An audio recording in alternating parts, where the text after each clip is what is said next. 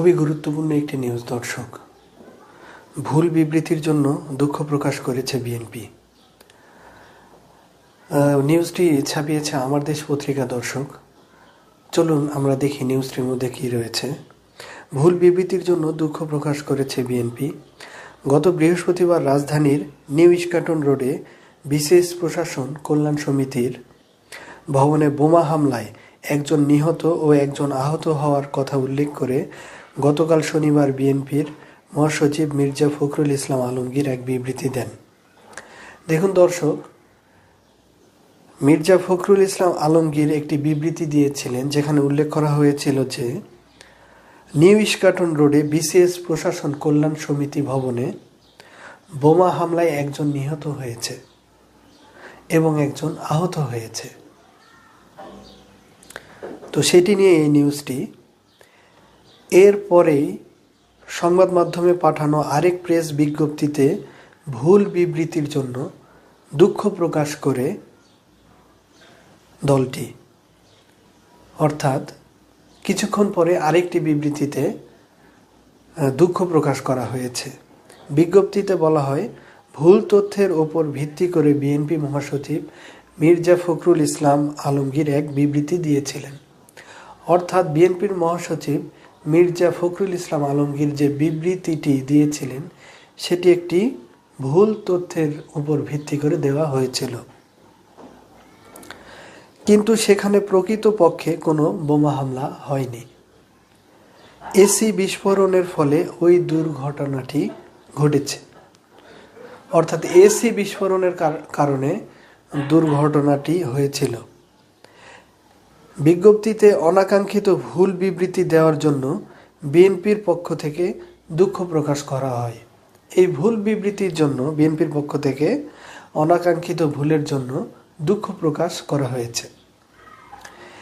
এর আগের বিবৃতিতে ফখরুল ইসলাম আলমগীর বলেন, বিসিএস প্রশাসনের কল্যাণ সমিতিতে এই ধরনের বোমা হামলার ঘটনায় আমি তীব্র নিন্দা, প্রতিবাদ ও ধিক্কার জানাচ্ছি। অর্থাৎ এর আগে যে বিবৃতিটি উনি দিয়েছিলেন সেখানে বোমা হামলার ঘটনা উল্লেখ করে উনি তীব্র প্রতিবাদ ও ধিক্কার জানিয়েছিলেন। আরও উনি বলেছিলেন ওই আগের বিজ্ঞপ্তিটিতে, এ ধরনের বোমা হামলা প্রমাণ করে যে দেশে আইন শৃঙ্খলা পরিস্থিতির কত অবনতি ঘটেছে।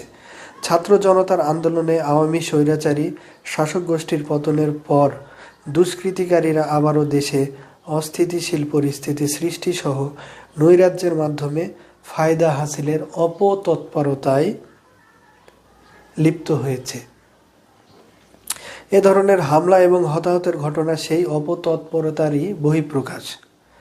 এসব দুষ্কৃতিকারীদের কঠোর হস্তে দমনের বিকল্প নেই। আমরা আশা করব অতি দ্রুত হামলাকারীদেরকে গ্রেপ্তার করে বিচারের আওতায় আনা হবে। গণতন্ত্র, মানুষের ভোটের অধিকার প্রতিষ্ঠা সহ দেশের মানুষের জানমাল রক্ষায় দল মত নির্বিশেষে সকল শ্রেণী পেশার মানুষকে ঐক্যবদ্ধ থাকার জন্য উনি বলেছিলেন। এর আগে যে বিবৃতিটি দিয়েছিলেন সেখানে এসব কথা উনি বলেছিলেন। বিবৃতিতে বিএনপি মহাসচিব বোমা হামলায় হতাহতে শোকার্ত পরিবার পরিজনদের প্রতি গভীর সমবেদনা জানান।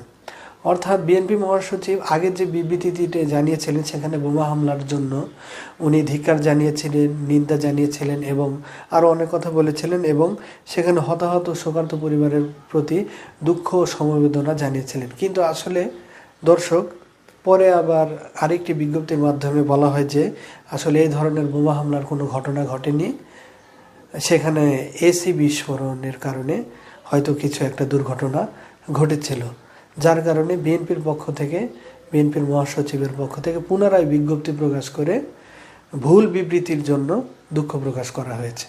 দর্শক, আপনারা নিউজটি শুনলেন, আশা করি আপনাদের ভালো লেগেছে। দর্শক, আমার পাশে থাকার জন্য অনেক ধন্যবাদ।